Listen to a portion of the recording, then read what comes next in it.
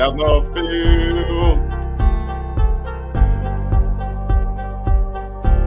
Go Lions! 5, 4, 3, 2, 1. No, it's not Happy New Year. It's the Honolulu Blues Show. And hopefully you guys enjoyed that countdown, her little forward down the field, little Go Lions action. But yeah, we decided to bust down the old 30-second countdown for today's episode. The remake. But it is Tuesday, boys and girls. Big Lions news broke earlier in the day that we will get to, of course. We are going to be doing a 2-round, maybe get that 5th pick in, or the 3rd round if we have time, but not looking like it with, We'll set the expectations real low for this one, We'll probably do 4 picks. That's what you set the bar low, and then we get to that 5th, and everyone's like, wow, they got 5 guys. Great show, man. Under promise, over deliver. You know what I mean? Never over promise and under deliver. It's just a good way to live life right there. Pretty much. If only we could be doing that with the Tigers, but the Tigers are just like under promising, under delivering. Right? Not right now, though. We're up 3-1. Let's go Tigers! Eat them up, Tigers! Eat them up! Yeah.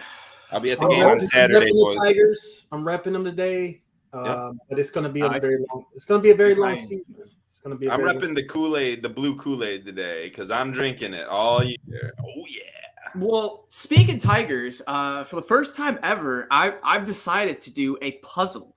So my girlfriend's little brother got a 500-piece Tigers big ol' like Detroit at the Zoo puzzle, and it's pretty tough. But I got a little like Detroit Tigers started with them, and we got some pieces together. And I'm probably gonna look up some puzzle strategies. I'm sure there is some sort of strategy to it because.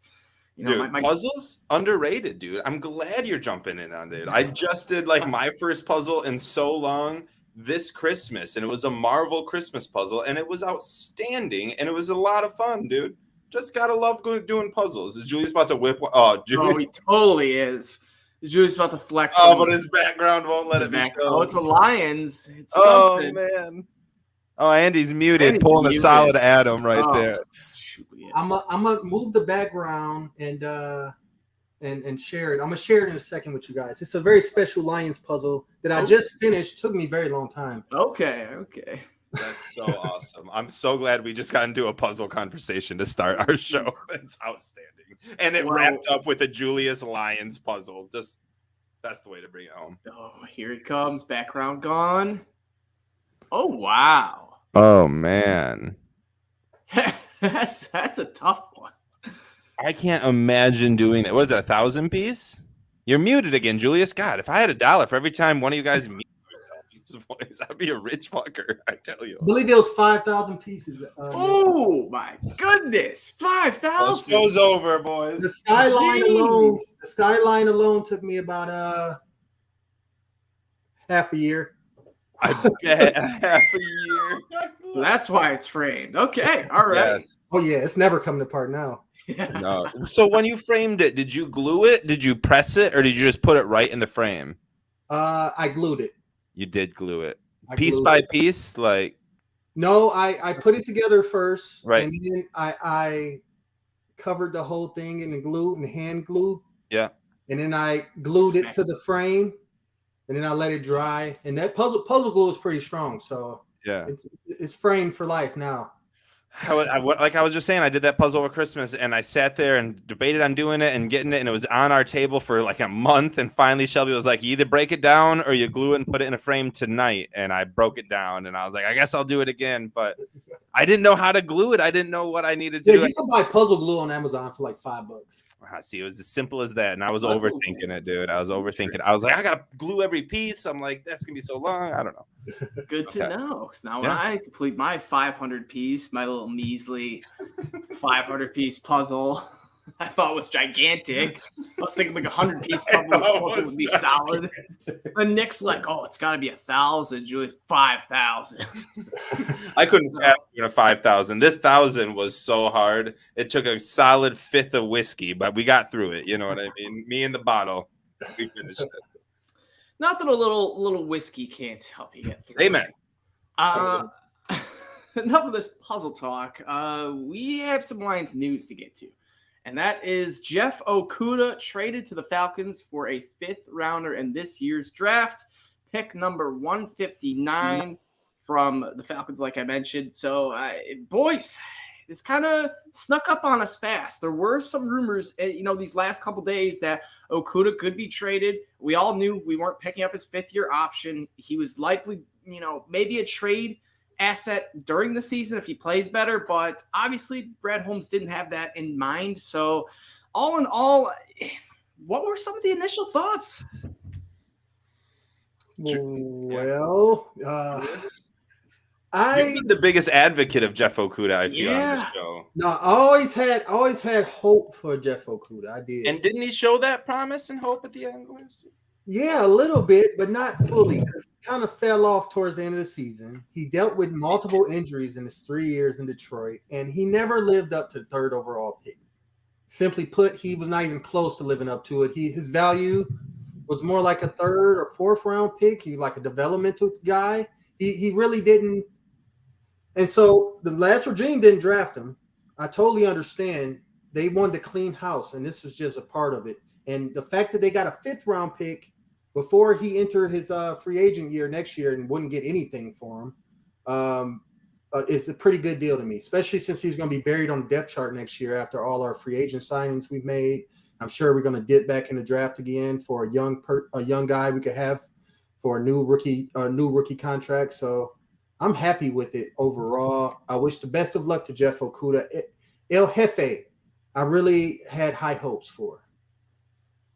He was picked 3rd overall, but and I'm pretty sure you tweeted this too, Julius. Last player except for Decker out of the Quinn Trisha era, right? Get rid of him. It's about time we get rid of him. Jalen Ramsey. There's so much stuff to bring up, but I'll try to bring it up in a kind of organized way. We'll start with Jalen Ramsey, who isn't even a part of this deal, but went for a 3rd round. Jeff Okudah, who's worth damn near $10 million, upwards near $10 million. Goes for a 5th round. I don't really see much difference. You know what I mean? That was exactly where the market was. Were we hoping for a 4th or 3rd rounder? Sure. We kind of get that memory of Darius Slay going for a 3rd rounder. Andre Diggs going for a 4th or 5th rounder.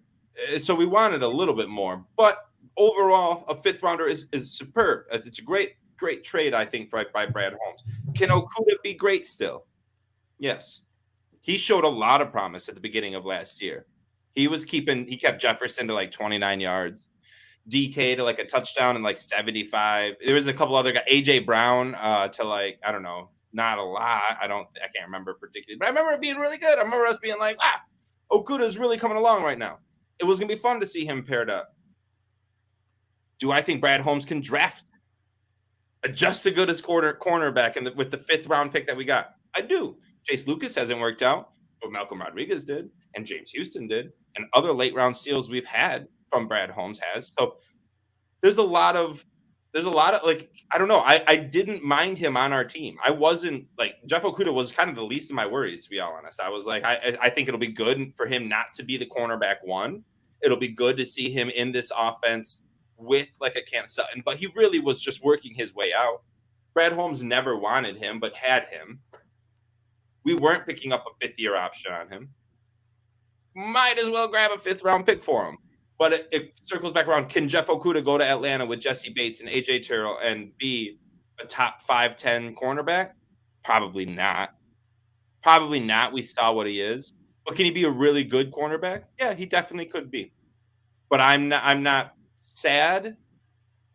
I'm a little bummed we only got a 5th round pick because I'm greedy and I wanted that 4th round pick, but it's the right call. It's the right move. It was Brad Holmes being smart and getting rid of a guy who was on his way out and at least recouping some value for it, some capital for it. So overall, I'm really happy. I'm really happy. So I'm kind of looking at some of the other trades that have happened with cornerbacks in the last year or so. And honestly, the compensation is right, it's pretty spot on. CJ Henderson went to the Panthers for a 5th round pick. He was a former 1st rounder. Bradley Roby went to the Saints for a 3rd round and a 6th round. That was 2021, so a little while back. But Stephon Gilmore, I know he's a little bit older, but he was a 5th round as well. He was a 6th round. He was traded from the Patriots to the Panthers during the season last year for the 6th round. And then he was just traded from the Colts to the Patriots, Panthers to the Colts. Something like that. For the Panther. Yeah. Panther. I don't even know. And then another one, Troy Hill, cornerback. The Browns got a 5th rounder for this dude. Never heard of him. Lonnie Johnson, 7th rounder. Trayvon Mullen, 7th rounder. Rashad Fenton, 7th rounder. So it was looking like if we kept him, we would have gotten at best a 7th rounder. So yeah, and that's what I heard. Like, do we keep him halfway through the year? And then I think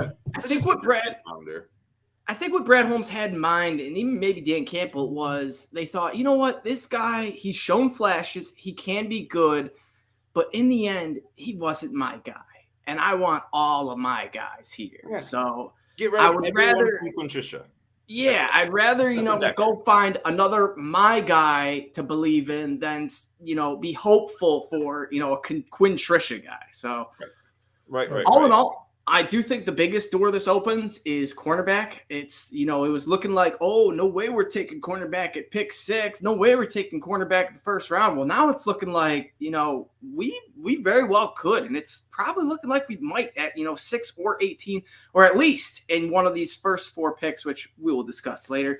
But do you guys feel the same that, cornerback, I mean, it's not a need this year, but obviously CJ Gardner-Johnson Emmanuel Mosley, and those 2 guys are, on 1-year deals. So, yeah, we need a guy under contract for multiple seasons. A young player. Sutton, yeah. I haven't given up on Chase Lucas either because he was drafted by Brad Holmes in the 7th round. He showed some stuff in the preseason that intrigued me that I don't forget about easily. And so if I start to see some more stuff again in training camp, who knows? But we definitely need to add a young corner in this draft. Matter of fact, I can almost guarantee we will. Yeah, the question really does remain when, right? I've said so many times on the show that I don't see Brad Holmes drafting a cornerback in the 1st round. I just don't see it. I don't see it with this deep class. Then we did our mock draft, and as we see later, I have Brad Holmes drafting a cornerback in the 1st round. But we can't hang our hat on Emmanuel Mosley. He is just as injury prone as Jeff Okudah was. We're not getting this. Emmanuel Mosley isn't just like Deion Sanders that no one knew. Like he's a good cornerback, should play a role. We still have Will Harris. We still have Jerry Jacobs, right? We still lack depth in the cornerback room. Chase Lucas, sure. I'm not hanging my hat on Chase Lucas. I love your optimism, and I'm right there with you, but I'm not hanging my hat on it. We absolutely need cornerback depth. Do we draft one in the 1st round? That's such a hard guesstimate. Cornerbacks are so finding a Sauce Gardner is extremely rare. Yeah, it really just is. And again, in Brad Holmes, we trust. I almost feel like Brad Holmes can find cornerbacks and safeties in the 3rd, 4th, 5th round way easier than he can find any other position for some reason. That's just how the Rams were built. That's how I think he's going to try to work through this. So I don't know if we will. But my question to you guys real quick is, will this 5th round pick we get even be a pick that the Detroit Lions make on draft day? Or is this pick just something to slingshot us somewhere, anywhere, at any time? Very much possible. There's so many possibilities, and this just adds to the possibilities. So it could be traded. It could be he could use it on a future Pro Bowler, for all I'm concerned. Hey, so many ways it can go. Yeah, that was what I was preaching to everyone. Is like, you know what, with what we've seen Brad Holmes do, there's just as good of chance that he drafts a guy that outproduces Jeff Okudah in every aspect. Even if he's offense, defense, just outproduces him from here on out. Then Jeff Okudah takes the next step and becomes an elite cornerback. So it's the same thing with a backup quarterback. Everybody, let's get Teddy Bridgewater. Yeah, for 4 speaking games. of that, yeah. How did Miami do with Teddy Bridgewater for their 4 games they needed him? Well, they so bad they ended up having to go to Skylar Thompson because Teddy Bridgewater was what? injured. Yes, because he's made of glass and he's always injured. They had to go to Skylar Thompson in their playoff game. Teddy Bridgewater. The rumor mill, the buzz around Teddy Bridgewater this week has been terrible, in my opinion. Just terrible. I'm sorry. I know that's not even on the schedule, on the docket for this show, but I had to bring it up. That what are we doing? Why would you not just do what you guys were just saying? Get Stetson Bennett in the 6th round and hope that he's Kurt Warner, rather than be like Teddy Bridgewater, who we know exactly who he is. He'll be great. If Goff goes down, he'll be great. We've seen it time and time again. Time to get off that train and get someone young, just like we are doing at cornerback. Give me someone in the 5th round, because God knows he's probably going to be just as good, if not better, than Jeff Okudah at coverage. Maybe not as good a tackler, but we'll be okay because we got such a good defense. Well, you guys know the real reason that Teddy Bridgewater is getting looks at the Lions. Not because he's a good backup quarterback. It's because he's got that New Orleans Saints ties with Aaron Glenn and Dan Campbell. And they know what kind of player he is. And I'm trying to think. Chase Daniel was before Dan Campbell, right? Yeah. Anyways, so I'll get back kind of to that point. But if they know a guy is just, good at holding a clipboard and good at, being a backup, which is kind of what we did with Tim Boyle, Chase Daniel, David Blau even. It was like we never had good backups. But there's something to it. So if Dan Campbell can figure out that something to it to Teddy Bridgewater, and he does bring more to the table than just, a good backup, and the Lions do go that route, I wouldn't be opposed. I think you got to admit, he's an upgrade over Sudfeld. The fuck? No, I don't care about. I may put Julius at backup quarterback for all I care. I hope he doesn't see the field. Let's go get DeAndre Hopkins. Let's spend this money on someone who will see the field, not Teddy, not a clipboard holder.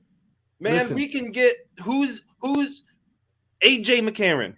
Dude's killing it. Well, was killing it for the first 2 weeks in the XFL. I haven't seen any reports since. Whoever wins the XFL championship quarterback, go get that guy. Sign him to $500,000. Get him to be the backup. We know we can win in primetime moments. Good enough for me. Let's go get Nuke. You're talking about PJ Johnson? That's who you want to get? That's who was PJ killing it in the XFL right now? No. But he did kill it in the AFL or AFL, and that's what got him the spot in Carolina, right? Yeah, he was like the MVP of the league that year. I'm more referring to 2001's, 2000's Tommy Maddox. You know what I mean, and how he came in. But 23 years later, let's just do it again. Kurt Warner was I wouldn't mind Teddy Bridgewater and a rookie. I wouldn't mind. What are we doing? They're just throwing money out there. We're just burning money. Yeah, we're throwing money out the window because if Jared Goff gets hurt, then our season's fucked. What are we doing anyway? Unless we have Brock Purdy was a better quarterback than Teddy Bridgewater. Do you think Kyle Shanahan sat there and was like, maybe I could have Teddy Bridgewater? Or he's like, I'll draft Brock Purdy. I'll tell you what. If Jared Goff gets hurt, Lions are calling up San Francisco and saying, hey, look, you guys don't need Sam Darnold anymore. Brock Purdy or Trey Lance is balling out for you. Send him over here for a 7th rounder. Sam Darnold, Jesus, I do not want. I'd rather trust Julius to be like quarterback. Yeah, listen, I hit Jameson Williams on a quick slant that he'd take 60 yards. So Sam Darnold sees a ghost every time he wakes up. You know what I mean? Like that motherfucker is done. Hey, with Ben Johnson though, that's the thing. Like, what could quarterback be with Ben Johnson? Like we saw what he turned. That's why we should just have a rookie quarterback. Like, screw it, Teddy Bridgewater can't be that good. Yeah. Enough for the rookie quarterback. That's what he can do. I bet Malik Cunningham would do better in our offense than Teddy Bridgewater. And that's, I don't know. I don't know. Teddy Bridgewater can win games, I guess, 16-12. You know what I mean? But exactly. Give me some quarterback that can lose a game 55-52. You know what I mean? That's what the Lions are here for. All right, boys. Question of the day. I posted this on Twitter, and it's kind of like a fun little Detroit question. I'll tone it down to just Detroit Lions players. But have you guys ever, ran into any sort of Detroit Lions player that wasn't at a signing event or like post-game, pre-game type thing? You just saw him in a grocery store. A lot of people commented, they sold Barry Sanders a TV. They saw him at Target. Tons of cool stuff. But you guys ever, have any cool instances where you run into a Detroit Lion player? Julius, you got something off the top of your head, or you want me to rip it? Because I have a few. I don't have one on the top of my head, but I might have one after you. Okay, we'll let him think. Now, I've gone to the Senior Bowl many years, so I've ran into a lot of people there, and there's plethora of stories of taking shots with Freddie Kitchens, the Cleveland Browns, Freddie Kitchens, the Cleveland Browns head coach, drinking a beer with Hank Fraley that we've brought up here, drinking a beer with Kelvin Shepard, the linebacker coach for the Lions. You know what I mean? Just getting pushed by a drunk John Elway, being in a conversation with Jay Gruden and Sean McDermott, just a plethora of those. But like outside of the Senior Bowl, I've never really just ran like I was waiting. I've been waiting on like a few famous people like Nick Offerman and Andy Samberg and stuff like that. But the one time I like just randomly happened to walk into a place and there was a famous person, definitely not Detroit Lion or anything, but I walked into Dairy Queen in Clarkston and there was Kid Rock. And I was like, you're buying ice cream at the same place I buy ice cream? Like, that's crazy. So that was my big, like, encounter outside of any kind of sporting area. That's good. That's good. Julius, any? So I don't think I've ever ran into a lion or met a lion. And I've never really ran into an other NFL player or coach really either. To my knowledge, I don't believe so. See, the one that jumps. You need to get out more, Julius. That's what I'm thinking. I've traveled around the world. I just never. Or Julius has just run into tons of lions, ex-lions that he doesn't even realize. That's the thing. I left Detroit at 18 for the military, and so since I'm not just around Detroit all the time, I just haven't had the opportunity. Right. Yeah. You telling me none of the like Zeke Elliott isn't living out? No. I ran into Dez Bryant. At the gym down here. Okay. Yeah. I forget about those type of things. But you're right. You told him he should have got a normal dude at the gym too. Like I'm like, are you Dez Bryant? Yeah, you're Dez Bryant. You're just working out here at the gym. And he should have been like, oh, yeah. And by the way, when you took your helmet off on the field, that should have been a 15-yard penalty. Yeah, that was a penalty. Golly, Lions should have won the playoff game. No. I think I met Charlie Batch, too, when I was a kid. And I think he came to, like, my middle school in Detroit or something. That's pretty cool. Yeah. Super Bowl winning Charlie Batch. Yeah, that's true. Very true. Top thing that jumps to my head, it's kind of cheating, but kind of not cheating because I literally ran into him, but it was in Ford Field because he was getting a ceremony for it, and that was Barry Sanders. He was for some reason outside in like the little outskirts, and he was running late as hell. They're getting ready to like announce it, Barry Sanders on the field, do the coin flip or something like that. And I remember his whole security was like, "Come on, let's go." And he's just like, walking head down. And so I was with my dad. I'm like, oh my God, that's Barry Sanders. So I like sprint up, like down everyone. And sure enough, I'm like waiting there with the video. And I'm just like, yo, Barry. Like, I think I was like, I said like, what's up or something. But I was like, love you, Barry. And he gave me like a little like head nod. And I was like, yeah. Cool moment. Put this on my tombstone. Barry Sanders nodded at me. Barry Sanders head nod. Yeah, but no, there were some people that were like, yeah, I sold Barry Sanders a TV. Barry Sanders came into my work. There was a lot of Barrys. I was trying to get my Barry Sanders card. Well, yeah. Quick little Barry Sanders card. Anyone else got a Barry card these days?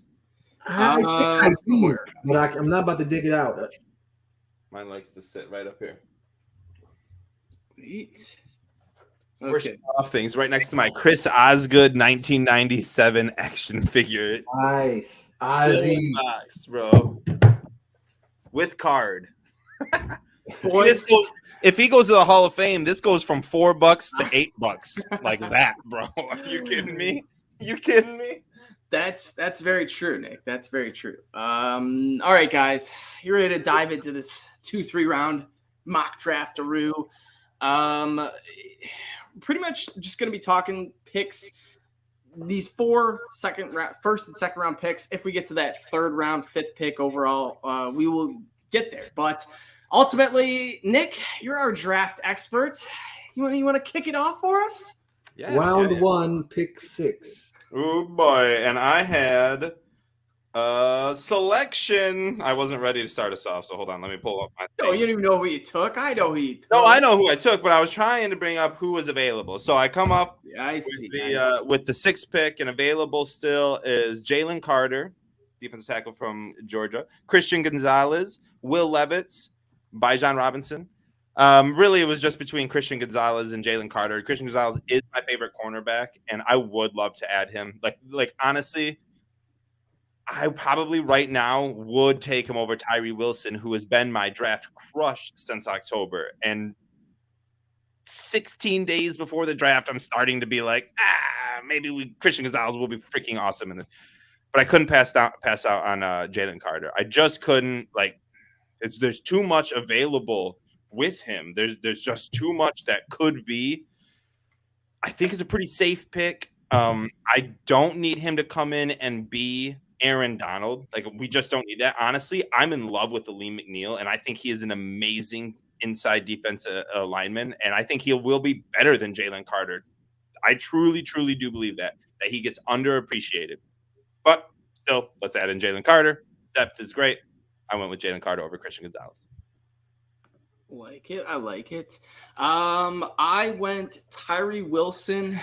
The only person I had that was kind of interesting was CJ Stroud. Somehow fell to pick 6, which it's interesting because at one point he was the lock to go to the Panthers, and now Bryce Young is back at the favorites. So you never know with the NFL draft. So ultimately, I wound up passing on him. The Lions are bringing him in for an interview this week sometime.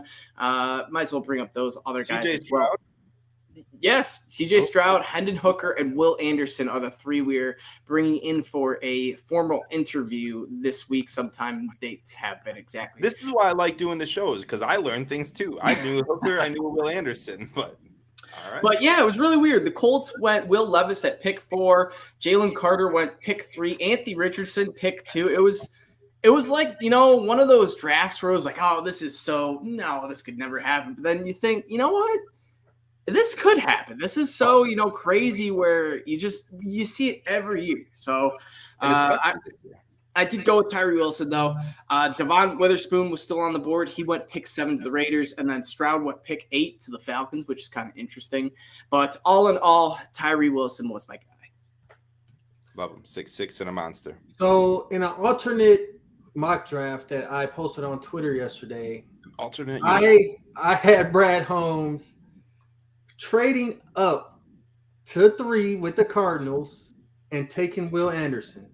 Now, I had him giving away, I believe, also pick 55 and next year's 3, which was kind of unpopular with some people. And then I had him trading up from 18 too. I'll get to that later. But I had him trading for this pick number 6. I had him trading up to 3, taking Will Anderson.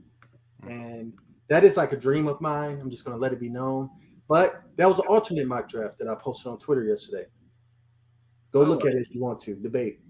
However, in a regular mock draft, I kept pick number 6, and I also, like Nick, took Jalen Carter because he was staring me in the face. Right? This to me at 6. If Jalen Carter drops to 6, if Will Anderson drops to 6, I'll pick Will Anderson over Jalen Carter. That's the only player I'm picking over Jalen Carter if Jalen Carter is there at 6. Just because he adds to the Penei Sewell, Aiden Hutchinson, 3-year rebuild, it factor in your first round pick. That's the kind of talent we will be adding.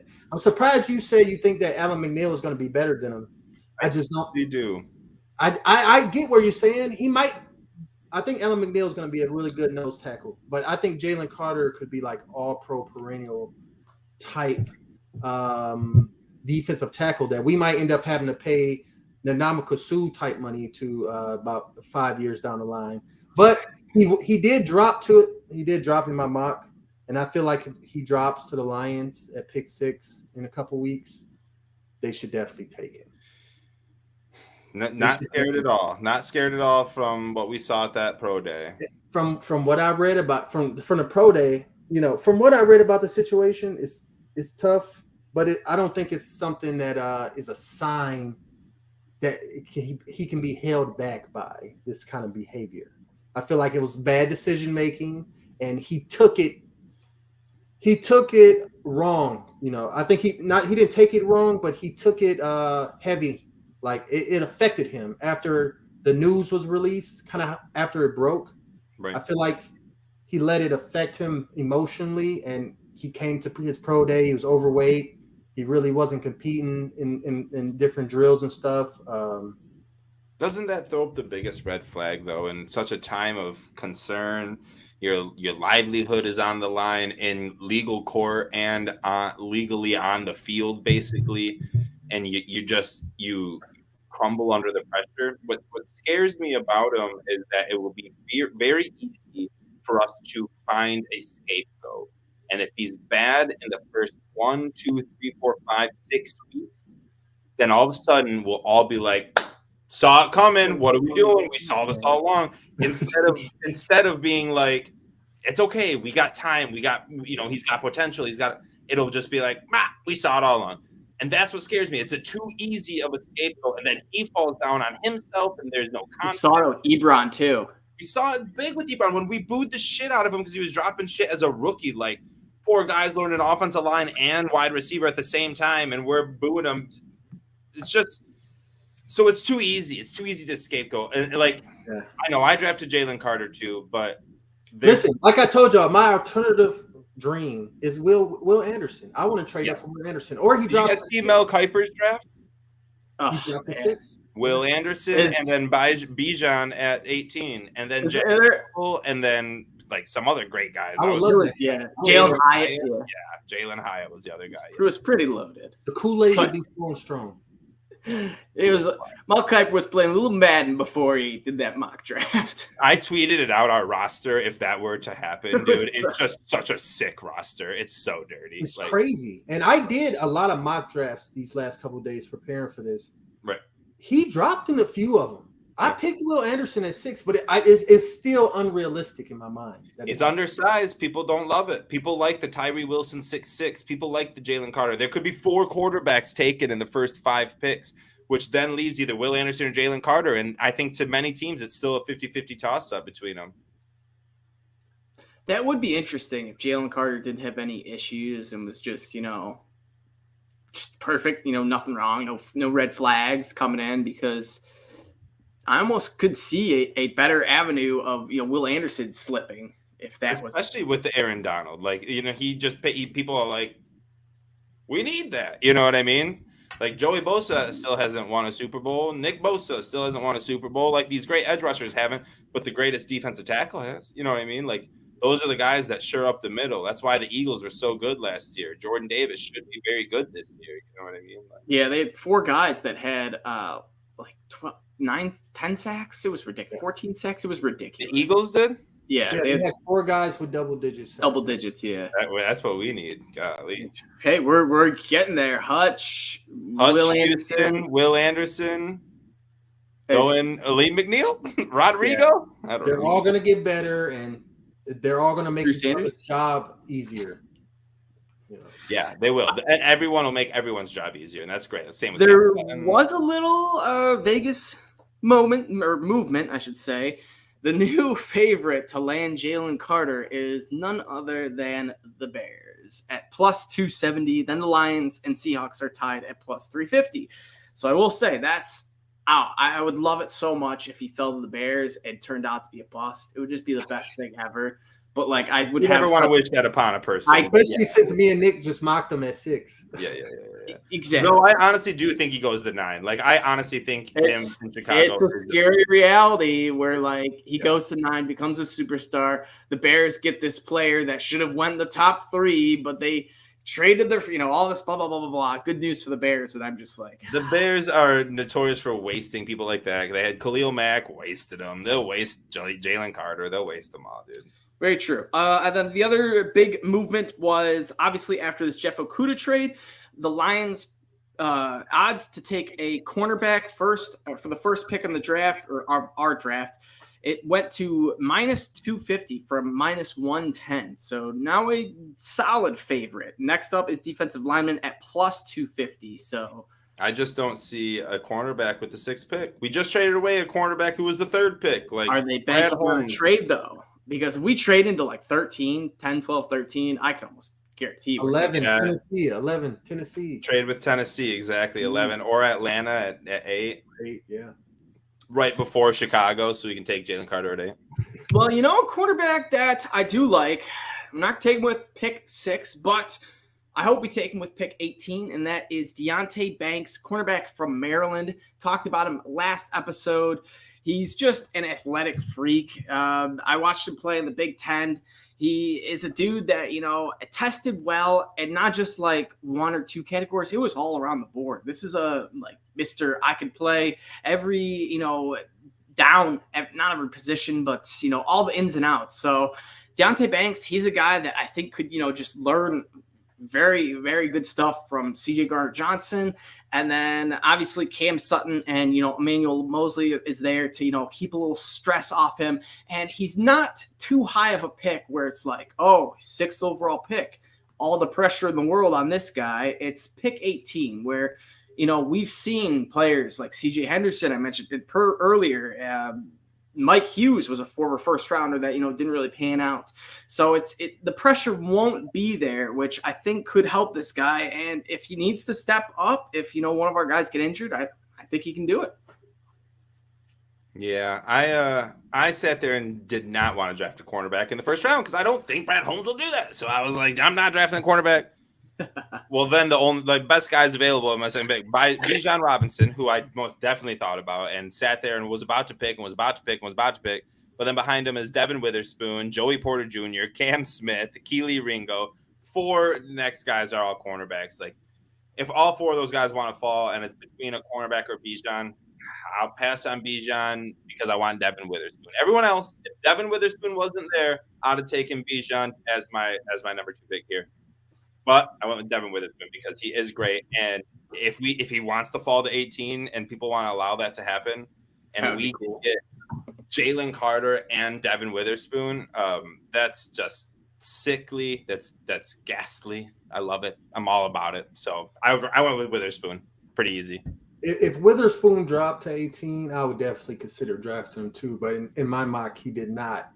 So I'm going to go back to my alternate mock that I posted on Twitter yesterday because I had Brad Holmes not only trading up from the 6th pick, I also had him trading up from the 18th pick to 13 with New York and selecting wide receiver Jackson Smith and Jogbud from Ohio State. So I kind of had like a Will Anderson, JSN combo, double trade up mock, and that really was unpopular. But my reasoning for that would just be, to me, I mean, that's you're trying to win a Super Bowl. Brad Holmes does that. That's like, both of those guys can be immediately 2 of our best players on both sides of the ball. So I know it's a pipe dream. Do I think it's possible he trades up from one of those picks? Yes, because he did it last year. Right. And you know, I'll trust what he does. But in my real mock draft, after getting Jalen Carter at 6, I then drafted another receiver at 18. Not JSN, though. I drafted Quentin Johnston from TCU.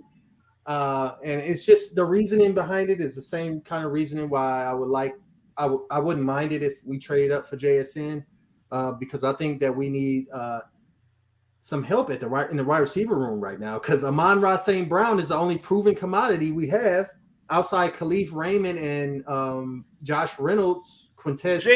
Jameson caught a 59-yard touchdown. That's proven. But to be honest, to be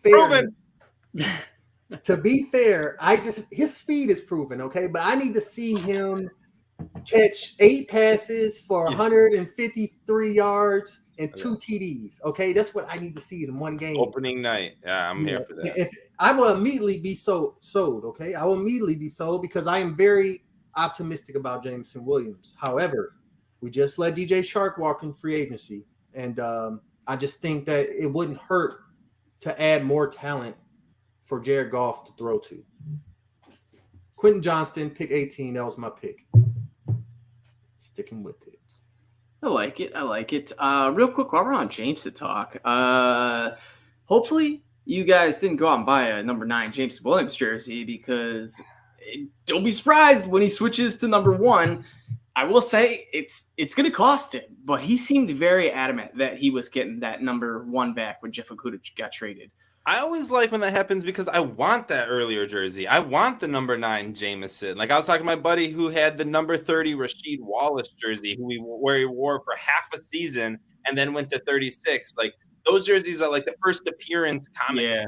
Those are like the cool, the number 8, Kobe. The early jerseys are always so fun to me before they switch it up. So I don't know. I'd be all right with having a JMO 9 and a JMO 1. I mean, there's even JMO like 80s or 88s or something out there. 81 or 18, or 18.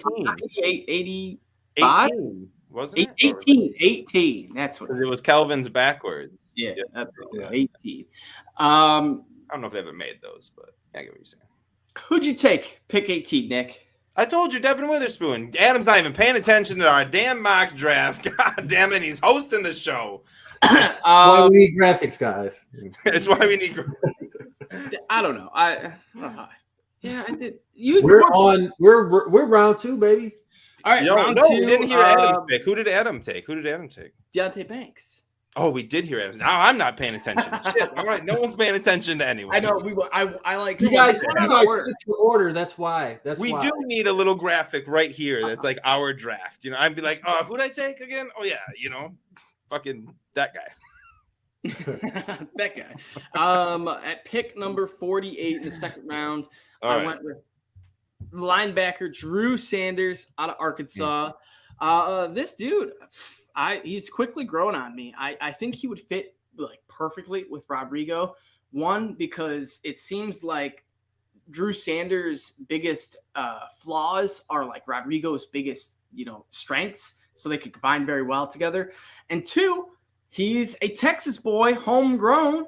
They would be a couple of Cowboys at linebacker. I think it'd be a great duo. Sanders is, he was 5-star recruit to Alabama. So if you're thinking, Arkansas guy, oh no. This dude was the dude. He just didn't get that play time that, you have to be superb at that, Alabama if you're going to get that play time you desire or deal with, being a rotational guy. He didn't want to be a rotational guy. He went to Arkansas.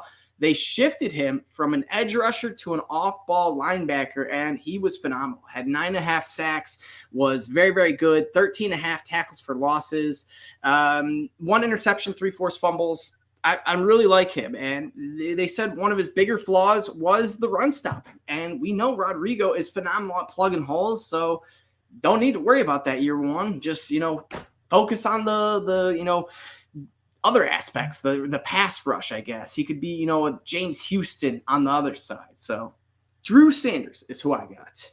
Save a horse, ride a cowboy. You know what I mean? Or in this guy's case, who I'm about to talk about, a couple Cowboys, because this guy's from Utah, and that's a Mormon joke right there. Let's talk about Dalton Kincaid, who is a tight end out of Utah. He's good. He's really good. There's a lot of good tight ends right now. There's a lot of good tight ends coming out in this draft. It's a very deep class.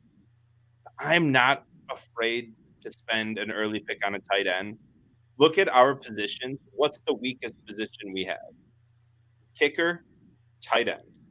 Those are the 2 weakest positions. Why are we scared to draft a tight end? Because of everything that has happened before.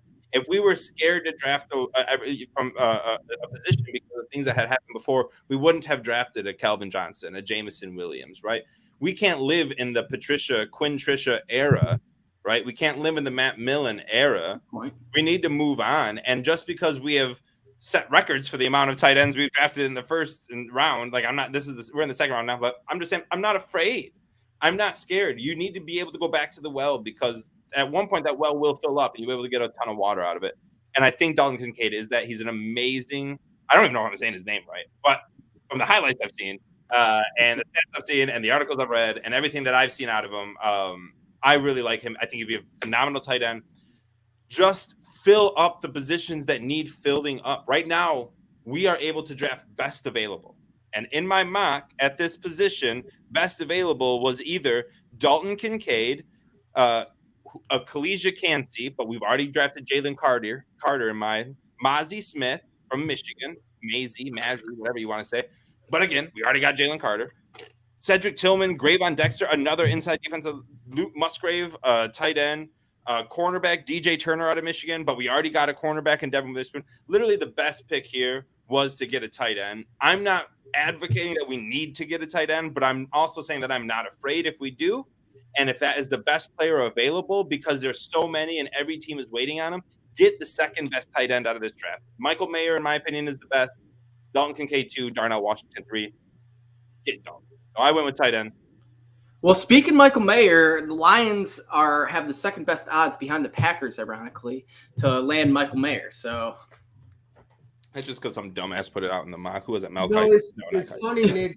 It's funny that you decided to go tight end because so did I, specifically with this pick. And I feel like you're right. We don't need to be worried about the pass. We don't need to be scared of the Eric Ebrons and the Brandon Pettigrews and TJ Hawkinsons because we're not picking a tight end at 6. Right. If exactly. there's a conversation about pick 6, then we would be like, no. Right. It was like Aaron Donald or Eric Ebron. We'll take Ebron. I had a question. Right. It's almost I had a question at 18 with Michael Mayer territory, but I can see it since we got 2 of them. You know, I can see it more than 6. However, at this pick, this is pick 48, correct? Yes, sir.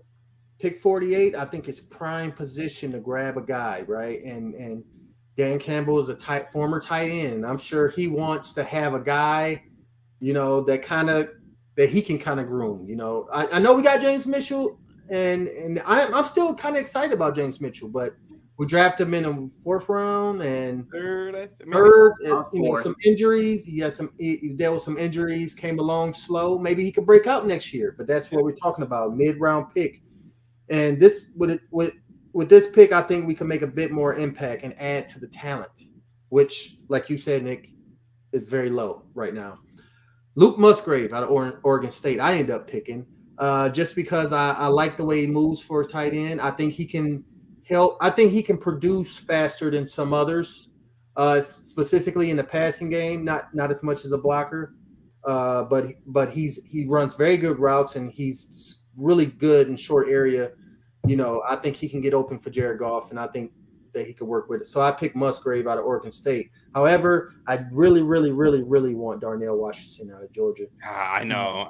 He wasn't there in mine. I would have. He's like the it guy that Brad Holmes talk about. Yeah. And as a blocker and as, you know, with his athleticism and his size, oh man, he's gonna be better than Kyle Pitts. Watch it. Yeah. I bet you any money. He's so good. Would it be a big would it be a big controversy if the Lions took Darnell Washington at 18? Probably, but not really. I mean, it would be, but because we all have such the utmost faith in Brad Holmes, we'd be like, well, let's let it ride.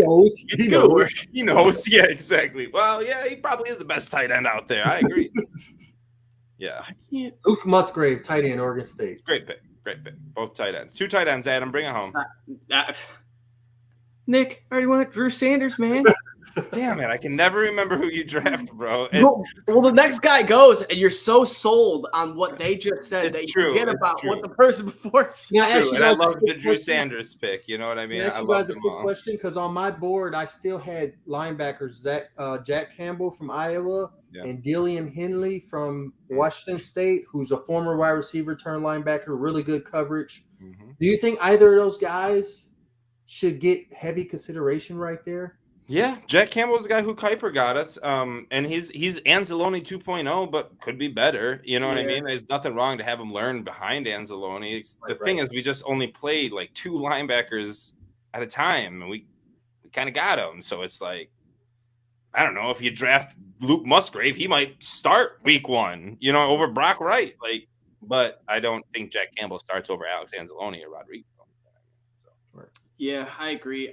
For me, there was not really anyone interesting after Drew Sanders. Keanu Benton, maybe that was kind of it. The next interesting guy I had to take the 55th pick. And I said, enough of this defense, enough of these athletic defensive freaks. I need an athletic offensive freak. So I went none other than running back Jahmyr Gibbs. I doubt he falls to the late second round, but if he does, I wouldn't be opposed to it. We already know what Montgomery is coming into. He's going to be taking over the Jamal Williams role. And we know we have to Swift, but we also know he's injury prone, and there's not a lot of confidence he'll be there next year or even the next couple of years. So Jahmyr Gibbs, I think he would be a phenomenal guy to come in. I'm pretty sure we can bank on DeAndre Swift missing at least 3-4 games. And if he does, Gibbs will be able to step up in this role. And if not, you split up the pass catching back similarly. I guess it's whatever.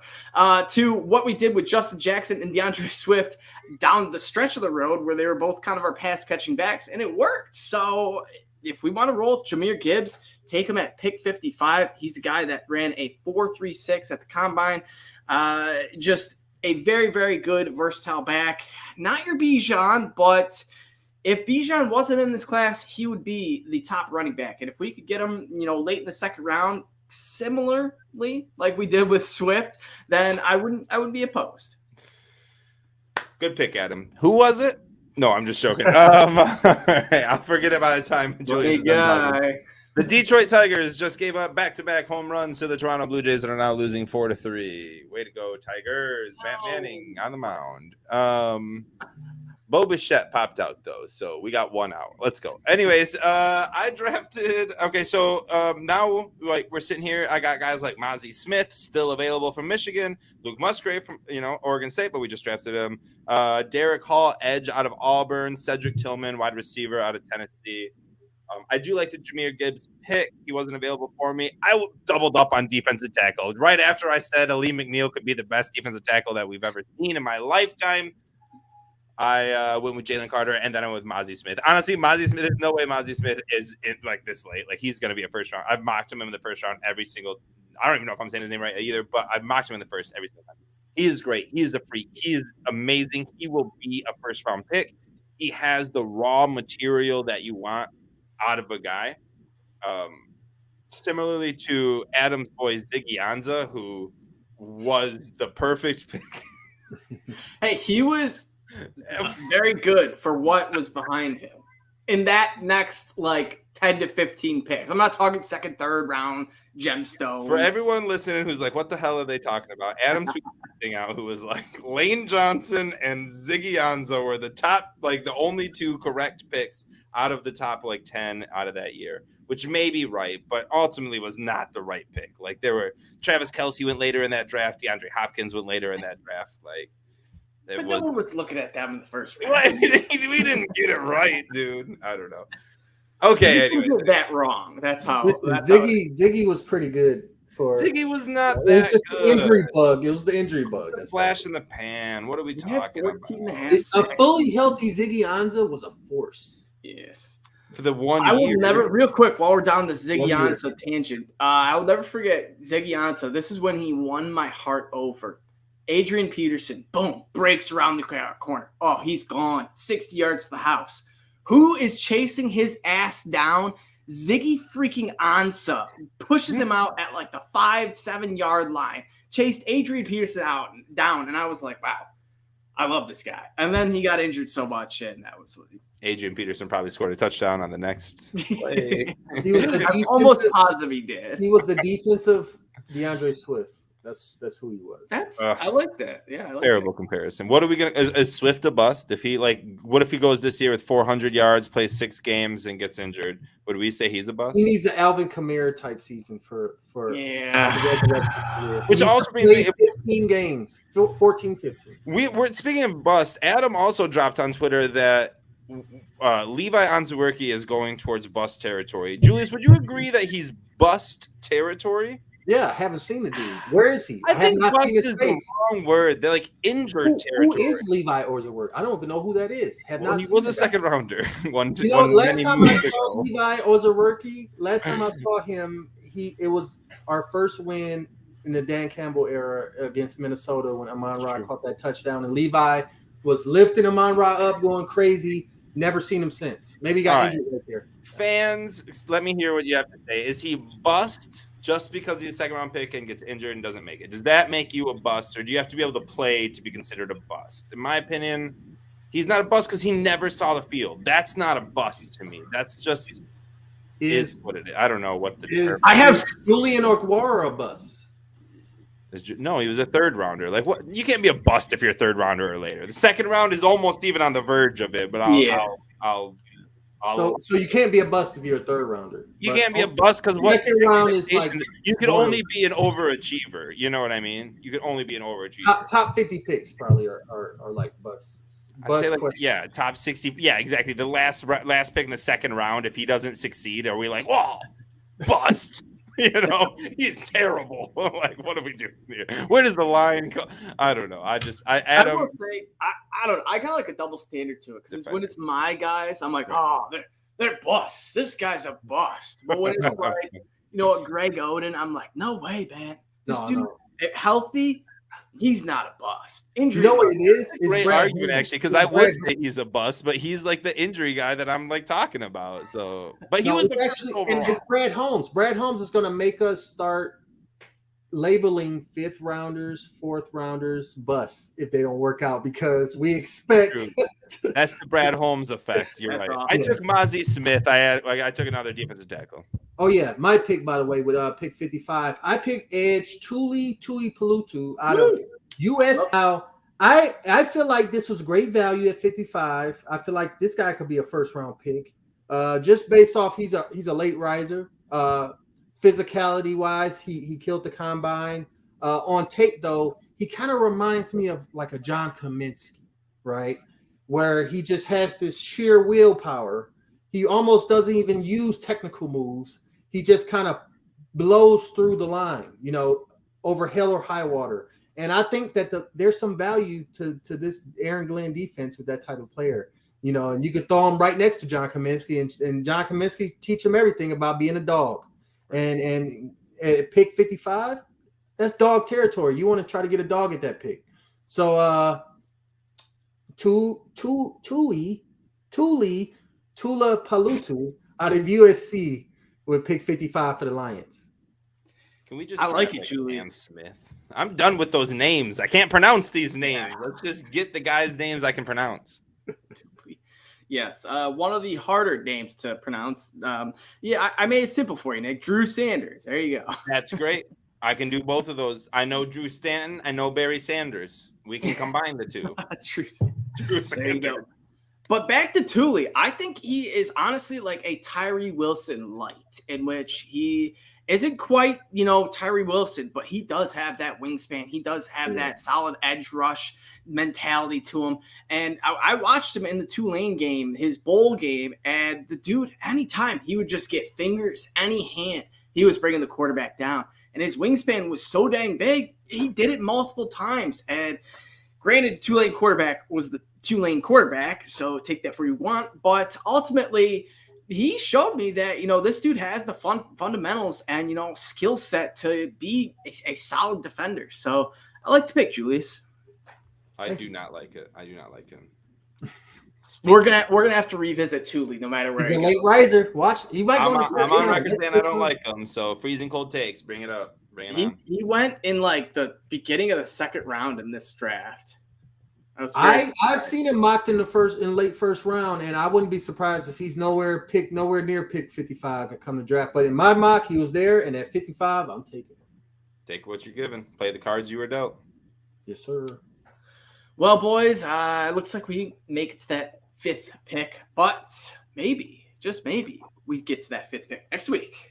Always wanting more, I don't know. There's still 2 weeks. 2 weeks from this Thursday, I believe, from draft time. 16 days away. Yeah, it's sneaking up fast. It always does. Pretty much 2 weeks. Pretty much 2 weeks. We'll have one more episode next week, and then we'll do our final mock draft the following week, and we'll be live for the draft 2 days later. You know what I mean? I needed to come. If I had $1 for every time my wife said that. All right. I was thinking that's what she said. Let's end the show, Jay. Come on. What are we doing? Damn it, Nick. That's definitely what she said. What are we doing here? All right, Oh, boys. As stop always, it. you guys can check us We could out. have just gave on our Twitter. third round picks. We didn't have to talk about that. Mute this guy. Mute this Honolulu guy. Blues Mute _ Check us out. Check us out individually at Nick Faber NFL. I think that's right. I just totally went off the top of my head. 'Cause you don't have it up, Nick. The fifth top for Julius, and then you just Honolulu Blues for the Honolulu Blues. Check us out on YouTube, wherever you're watching this. Give us a like, subscribe, all that good stuff. And as always, boys, go Lions.